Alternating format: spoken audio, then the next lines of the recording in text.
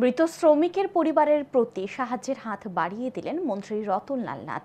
জানা যায় 6 এপ্রিল মোহনপুরের তুলাবাগান এলাকায় কাজ করার সময় দুর্ঘটনায় মৃত্যু হয় রাজকুমার রুদ্রপাল নামে এক শ্রমিকের। তাঁর বাড়ি মোহনপুর পুর পরিষদের পালপাড়া এলাকায়। পরিবারের মধ্যে একমাত্র উপার্জনশীল ব্যক্তি ছিলেন রাজকুমার রুদ্রপাল। তার মৃত্যুতে পরিবারের লোকজন আর্থিক সংকটে ভুগছে।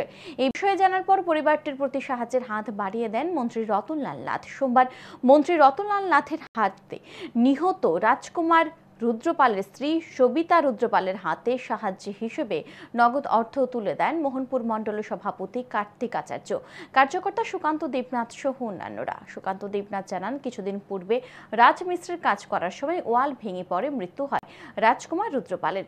মন্ত্রী রতনলাল নাথ এই পরিবারটিকে আর্থিক সাহায্য করেছেন। সেই আর্থিক সাহায্য এদিন মৃত রাজকুমার রুদ্রপালের স্ত্রীর হাতে তুলে দেওয়া হয়েছে।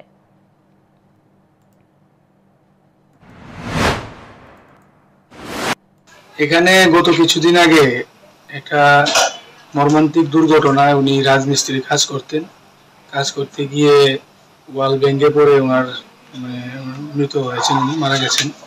তো আমাদের এলাকার বিধায়ক মাননীয় মন্ত্রী রতনলাল নাথ মহোদয় এখানে এসে গেছেন, দেখে গেছেন। তো আজকে উনি কিছু আর্থিক সাহায্য আমাদের কাছে পাঠিয়েছেন এই পরিবারটিকে দেওয়ার জন্য।